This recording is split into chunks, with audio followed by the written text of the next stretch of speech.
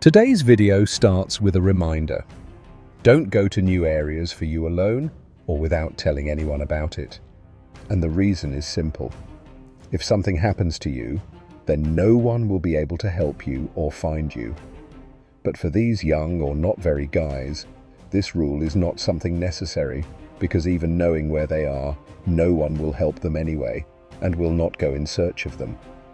They went to uncharted territory, and the Ukrainian drone punished them, proving that even if you are lucky once, don't expect a second miracle. For the occupants, their lives have been split into two categories. The 300s, the wounded whose injuries are often incompatible with further life, and the 200s, those permanently neutralized with no chance of returning. The same rule applies to transport vehicles, but for them, there is only one outcome. Drone operators never leave partially intact vehicles that could potentially be repaired. The following footage demonstrates why transport is so critically important. After the strike, the motorcycle caught fire.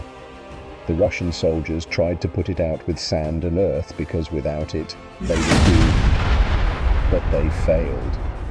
So, you can guess what happened to these firefighters. Ukrainian lands are full of natural contrasts.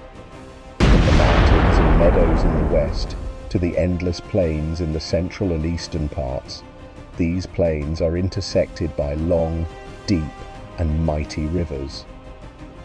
Due to these natural features, rivers are often utilized by military forces for advancing during assaults, establishing additional firing positions, and of course, setting up critically important logistics. This is precisely why specialized water units closely monitor these waterways. When they detect enemy boats disturbing the peace of the region, those vessels are immediately neutralized. Moreover, the work does not stop even when soldiers try to escape. Those who do not drown and manage to reach the shore are pursued and eliminated by unmanned aerial vehicles directly on the riverbanks.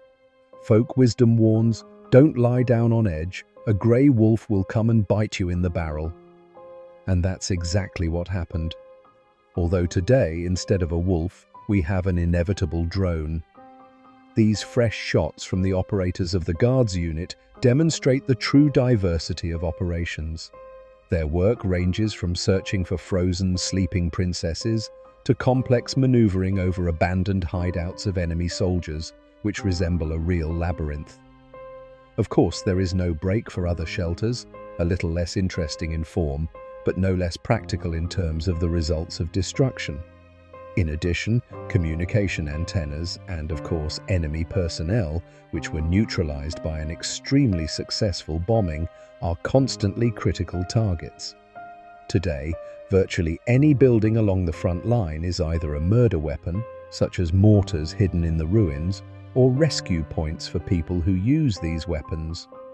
Abandoned buildings in the second case become something like warehouses, where there is minimal rescue equipment such as water, food, a communication item, whether it's a telephone or radio, a minimal first aid kit, etc. And such resupply points increase the chances of a successful operation, which is why Ukrainian bombers not only destroy these points in which someone may also be hiding. Now, sometimes the size of such points reaches such that it looks more like a dormitory than a temporary shelter or a regular save game point. Another unit has demonstrated its methods for dealing with a wide range of targets. The list is standard yet effective. Transport personnel, setting fire to shelters, and even other enemy drones. It's actually easier to say what they can't destroy than to list successful episodes. And it's easier because such goals don't exist. But here we observe one very interesting feature, the element of improvisation. We are talking about improvised munitions that are literally created using something as basic as a plastic water bottle. Of course, for safety reasons, we will not disclose the recipe for this homemade bomb, but we can confidently say such projectiles are loaded onto drones right alongside conventional explosives. And it is these improvised bombs that are designed to achieve that very specific burning effect. This is the critical moment when you can no longer hide among the tree branches and camouflage ceases to work.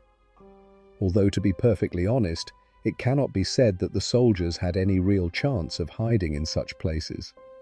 Of course, multitasking is a wonderful quality that saves lives. But let's see what happens when aerial vehicle operators decide to focus solely on one specific area of targets. The result is this total methodical destruction of transport. It is known that occupants on the front line constantly suffer from a severe shortage of not only heavy armored vehicles, but also the simplest light transport. As soon as the pilots of these systems find something in their line of sight, it is immediately, without any hesitation, destroyed. They have no time for sentiment or waiting. The operator's latest harvest demonstrates this fierce efficiency. Among the destroyed transport, 2 artillery guns, 1 truck, an SUV, 2 buancas, vans, and for motorcycles. This is the elimination of logistics and mobility. It is pure cold efficiency that forces the enemy to move exclusively on foot. Appreciate how elegantly and beautifully these specialists work, turning enemy equipment into scrap metal. And the last one for today will be the usual footage of successful hits. There is everything here from night sorties aimed at destroying enemy transport and critical logistics, which are often combined with the elimination of personnel, to daytime work on camouflaged and not so camouflaged vehicles. Each target is to immobilize the enemy. Each hit is the finale. If you like this video, like it, subscribe to the channel, and thank you for watching.